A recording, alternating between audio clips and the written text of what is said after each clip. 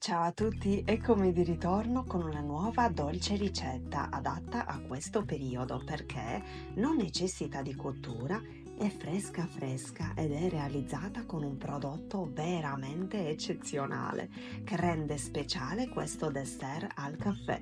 Sto parlando del Pocket Coffee Espresso To Go Summer Edition, una scoperta grandiosa per realizzare i dolci con un gusto unico.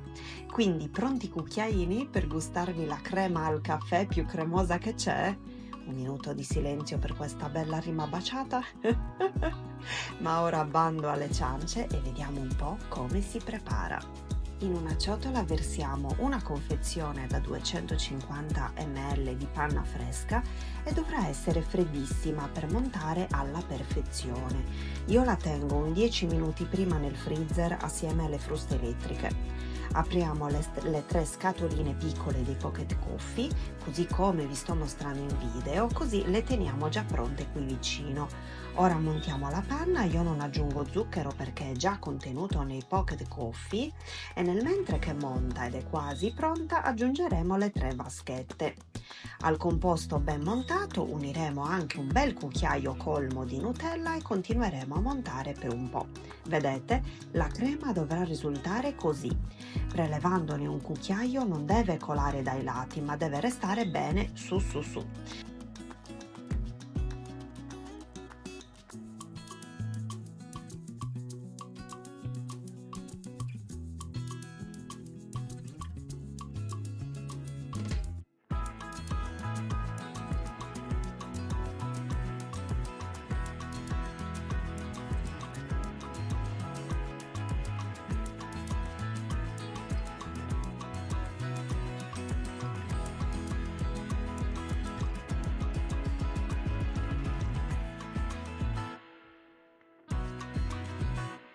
Ora componiamo il nostro dessert al caffè, utilizzeremo le ciotoline usa e getta in alluminio o comunque quelle che preferite, anche le ciotoline in vetro ad esempio. Versiamo un cucchiaio bello colmo sul fondo e sopra adagiamo un biscotto al caffè tutto spezzettato.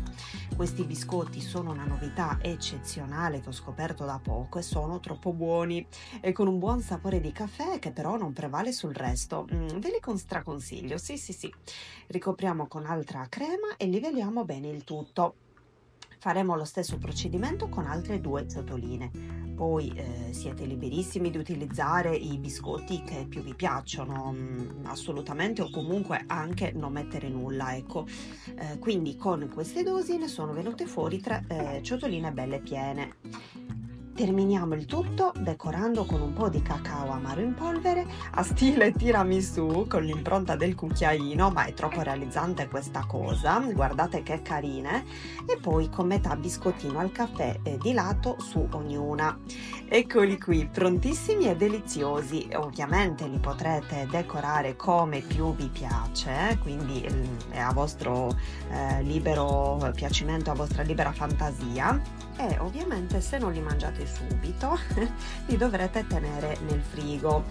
Io li tengo nel frigo normale, ma voi siete liberissimi pure di metterli 5 ore ad esempio nel congelatore e gustarli poi a mo' di semifreddo o di gelato, sempre che ci arrivino, perché devo dirvi che ce li stavamo mangiando tutti già così, anche senza il riposo nel frigo.